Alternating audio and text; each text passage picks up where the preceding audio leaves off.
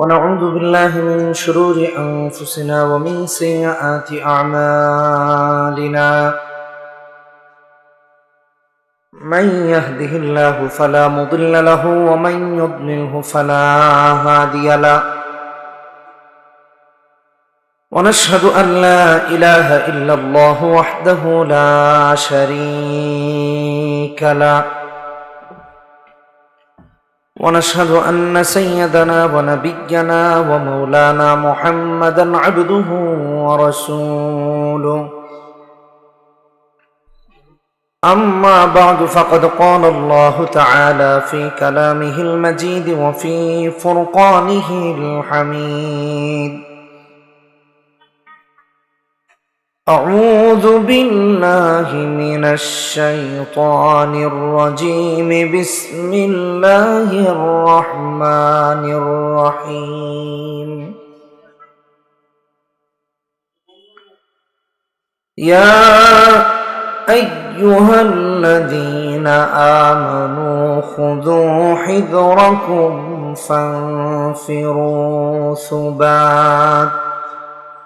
فانفروا ثبات أو انفروا جميعا. وإن منكم لمن ليبطئن فإن أصابتكم مصيبة قال قد أنعم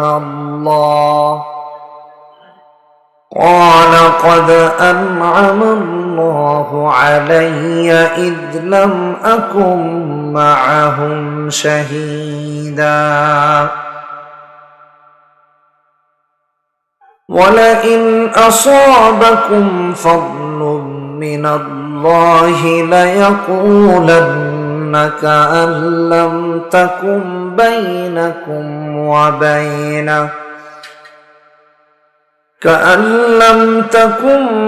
بينكم وبينه مودة يا ليتني كنت معهم فأفوز فوزا عظيما. فليقاتل في سبيل الله الذين يشرون الحياة الدنيا بالآخرة. ومن يقاتل في سبيل الله فيقتل أو يغلب فسوف نؤتيه أجرا عظيما. وما لكم لا تقاتلون في سبيل الله والمستضعفين من الرجال والنساء والولدان الذين يقولون ربنا أخرجنا من هذه القرية الظالم أهلها واجعل لنا من لدنك وليا واجعل لنا من لدنك نصيرا. الذين آمنوا يقاتلون في سبيل الله والذين كفروا يقاتلون في سبيل الطاغوت فقاتلوا أولياء الشيطان إن كيد الشيطان كان ضعيفا. وقال تعالى في شان حبيبه: إن الله وملائكته يصلون على النبي يا أيها الذين آمنوا صلوا عليه وسلموا تسليما সবাই নামাজে দুরূদ পড়ি আল্লাহুম্মা সাল্লি আলা মুহাম্মাদিন ওয়া আলা আলি মুহাম্মাদ সবাই পড়ি আল্লাহুম্মা সাল্লি আলা কোয়েল কে জানিস কোয়েলের গন্ধ নাকে মুখে ঢুকতেছে শ্বাস নিঃশ্বাস পাওয়া গেল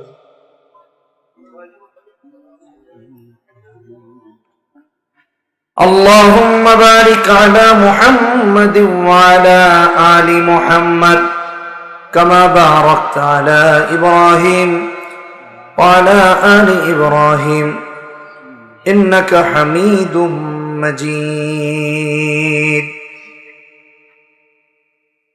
صدق الله العظيم ইটবাড়িয়া আল খিদমা ইসলামী পাঠাগারের উদ্যোগে আয়োজিত আজকের এই 15তম তাফসীরুল কোরআন মাহফিলের সম্মানিত সভাপতি আলহাজ আবুল কালাম আজাদ, সভাপতি আল খিদমা ইসলামী পাঠাগার, পিতৃতুল্য বাবারা, যুবক বন্ধুরা, পর্দার আড়ালে অবস্থানরত মায়েরা, বোনেরা, শুভেচ্ছা জানিয়ে কৃতজ্ঞতা জ্ঞাপন করছি মহান আল্লাহ সুবহানাহু ওয়া তাআলার দরবারে, যিনি ভালোবেসে দয়া করে আমাদেরকে আজকের এই তাফসীরে আসার এবং বসার তৌফিক দিয়েছেন। এজন্য বলি আলহামদুলিল্লাহ। কোরআনুল কারীমের সূরা নিসার একটা রুকু আপনাদের সামনে তিলাওয়াত করেছি। 10 নম্বর রুকু, 71 থেকে 76তম আয়াত পর্যন্ত আল্লাহ তাআলা মুমিনকে জিহাদের কথা বলেছেন। এই আয়াতগুলোতে, এই পুরা রুকুতে জিহাদের আলোচনা হয়েছে। জিহাদ মানে সন্ত্রাসবাদ, জিহাদ মানে জঙ্গিবাদ, এটা আমাদেরকে এতদিন বোঝানো হয়েছে। অথচ জিহাদ কোরআনে কারীমের একটা বিশাল অধ্যায়ের নাম। কোরআনুল কারীমে সশব্দে 40 বারের উপরে জিহাদের কথা এসেছে। সশব্দে মানে জিহাদ শব্দে। জিহাদ কাকে বলে? চেষ্টা, সাধনা, প্রচেষ্টা, এটাকে জিহাদ বলে। তবে এই প্রচেষ্টাটা আল্লাহ তাআলার দ্বীন কায়েমের প্রচেষ্টা। এই চেষ্টাটা আল্লাহর জন্য, আল্লাহর দ্বীনকে দুনিয়াতে কায়েম করার চেষ্টা। পারিভাষিক অর্থে জিহাদ বলা হয় আল্লাহর জমিনে আল্লাহর দ্বীন কায়েম করার জন্য এবং মুসলমানদের সার্বভৌমত্ব রক্ষার জন্য যে চূড়ান্ত প্রচেষ্টা বা প্রতিরোধ গড়ে তোলা হয়, এটাই হলো জিহাদ। জিহাদের উদ্দেশ্য কি? সন্ত্রাসবাদকে রুখে দেয়, শিরককে বন্ধ করে দেওয়া। জিহাদের উদ্দেশ্য হলো আল্লাহর জমিনে আল্লাহর দাসত্ব বাদ দিয়ে যারা মানুষের দাসত্বে নিজেকে লিপ্ত করেছে, সেখান থেকে মুক্ত করে রবের দাসত্বে তাদেরকে পুনরায় ফিরিয়ে নিয়ে আসা, আল্লাহর দাসত্বে লিপ্ত করা। কারণ আল্লাহর দুনিয়ায় আল্লাহর দাসত্ব ছাড়া আর কারো দাসত্ব হতে পারে না। এই উদ্দেশ্যে জিহাদ করা হয়, ক্ষমতার জন্য নয়, চেয়ার দখলের জন্য নয়, রাষ্ট্র পরিচালনার জন্য নয়, লোভ, লালসা বা পদ দখলের জন্য নয়। জিহাদ করা হয় আল্লাহর দাসত্বে মানুষকে লিপ্ত করার জন্য। এটা ভালো করে মাথায় রেখে, কারণ সন্ত্রাসী কর্মকাণ্ড বা হত্যাযজ্ঞ যেটা চলে, এটা অর্থ উপার্জনের জন্য হয়, ক্ষমতা দখলের জন্য হয়, পদ, বঞ্চিত পদ অর্জনের জন্য হয়, চেয়ার দখলের জন্য হয়। কিন্তু জিহাদ চেয়ার দখলের জন্য না, আল্লাহ ভোলা মানুষকে আল্লাহর দাসত্বে লিপ্ত করার জন্য জিহাদ হয়। আসুন আমরা আমাদের মূল আলোচনায় যাই। রাত অনেক হয়ে গেছে, অনেক ঠান্ডাও, আমারও শরীর খুব বেশি একটা ভালো না। তার মাঝে কোমর অর্ধেক ভেঙে গেছে এই ভাঙা রাস্তা দিয়ে এসে, পুরো রাস্তা ভাঙা। ইয়া আইয়ুহাল্লাযীনা আমানু খুযু হিযরাকুম ফানফিরু সুবাতিন আনফিরু জামিআ। দেখুন আল্লাহ এখানে ঈমানদারকে ডেকে বলেছেন। কোরআনের বিভিন্ন জায়গায় সম্বোধন আছে ইয়া আইয়ুহান নাস। এখানে আল্লাহ ইয়া আইয়ুহাল্লাযীনা আমানু বলেছেন। অতএব জিহাদ শর্ত সাপেক্ষে ফরজ হয় মুমিনের উপর, মুনাফিকের উপরে নয়, নাস্তিকের উপরে নয়, মুরতাদের উপরে নয়, কাফেরের উপরে নয়, মুমিনের উপর ফরজ হয়। আল্লাহ তাআলা এই আয়াতে প্রথমত মুমিনকে জিহাদের জন্য প্রস্তুতি গ্রহণ করতে বলেছেন। প্রস্তুতি সম্পন্ন হয়ে গেলে আল্লাহর রাস্তায় লড়াইয়ের জন্য বের হতে বলেছেন।